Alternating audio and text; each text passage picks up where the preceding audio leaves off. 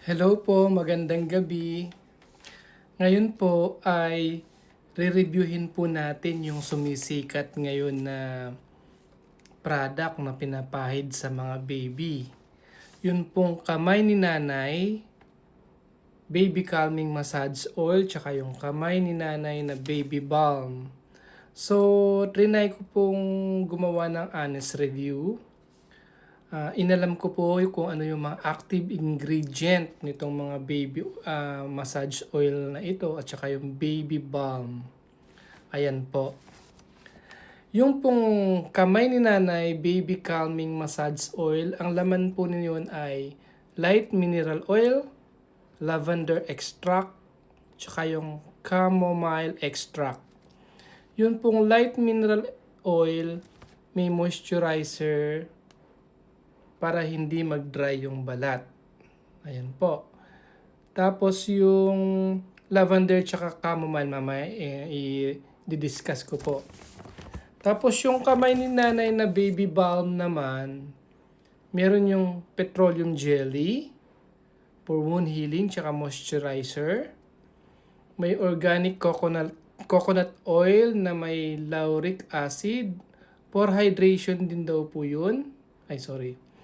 Antioxidant, anti-inflammatory, wound healing, prevent wrinkles, tsaka to nourish hair. Yun ang kanyang function. Tapos yung lavender tsaka yung chamomile extract uli. Tapos yung white beeswax. Yun naman ay moisturizes in skin hydration uli. Rich in vitamin A sa skin, for the skin. Meron din siyang anti-inflammatory and antibacterial property. So, yun pong lavender extract at saka yung chamomile extract ay meron dun sa massage oil at kamay ni nanay baby balm. So, para saan naman yung lavender? Yung lavender extract kasi mabango yun po yun eh. Parang may soothing smell siya. Tapos pag pinagsama po yung dalawa, yung lavender tsaka yung chamomile extract, nakaka-relax at pampasarap ng tulog kapag pinahid-pahid sa baby. Sa paa, sa dibdib, sa likod, ganyan.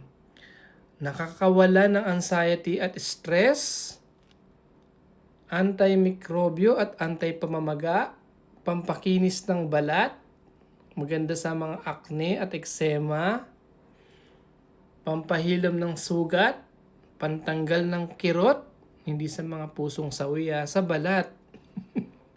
Insect repellent, may reduce wrinkles, wow. Pampaganda ng anit at buhok, maganda sa baga, may help with allergic inflammation in the airways.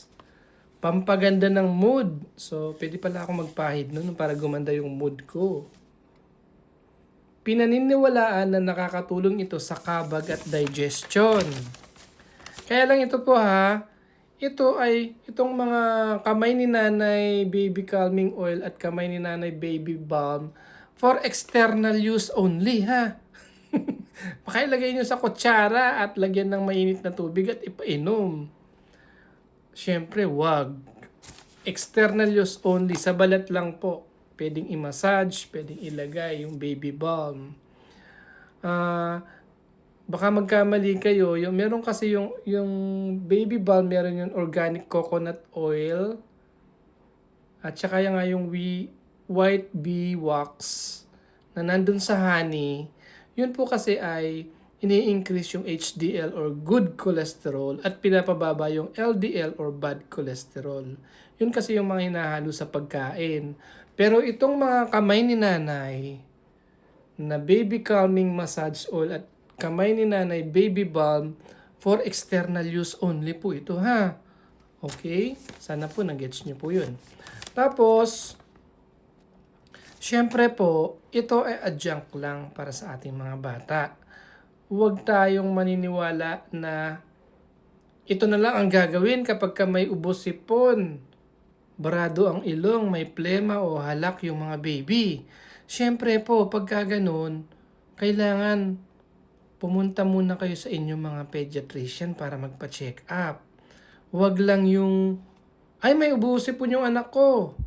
Ito na, ito na lang ang gagamitin nyo. Huwag naman pong ganun. Siyempre, partner lang itong kamay ni nanay, baby calming massage oil, at kamay ni nanay, baby balm, sa ating binibigay sa bata. Pero, huwag yung 100% magre-rely tayo dito pag may sakit yung ating mga baby ha. Yun lang po yung aking honest review. Thank you for watching and listening.